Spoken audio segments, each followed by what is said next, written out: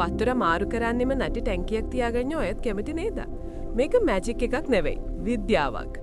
අද ඔයාලට කියන්නේ මාස ගාණක් ටැංකිය පිරිසිදු කරන්න ඕනේ නැති ස්වභාවික පද්ධතියක් හදන ක්‍රම 3ක්.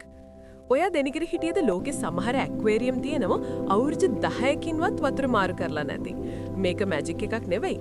මේකට කියන්නේ නැචරල් ඉකෝසිස්ටම් එකක් කියලා. ගොඩක් අය කරන්නේ මාළු ගෙනත් ටැංකියට දාලා ෆිල්ටර් එකක් විතරක් හයි කරන එක.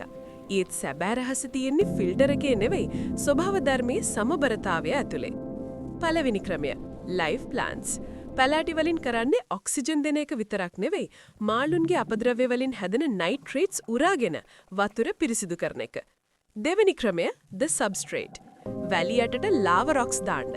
ඒකෙන් වතුර පිරිසිදු කරන බැක්ටීරියා වලට ලොකු ජනපද හදන්න පුළුවන්. මේක හරියට ටැංකිය ඇතුලේ තියෙන ස්වභාවික කර්මාන්ත ශාලාවක් වගේ. දෙවෙනි ක්‍රමය don't overfeed. ඕනෑවට වඩා කෑම දැම්මොත් තමයි මේ පද්ධතිය බිඳ වැටෙන්නේ. මේ කරුණු 3 හරියට කළොත් ඔයාටත් පුළුවන් වතුර වීදුරුවක් වගේ පැහැදිලිව තියාගන්න. මේ වගේ ටිප්ස් මුලින්ම දැනගන්න පේජ් එක ෆලෝ කරලා තියාගන්න. ෂෙයා කරන්න අමතක කරන්න එපා.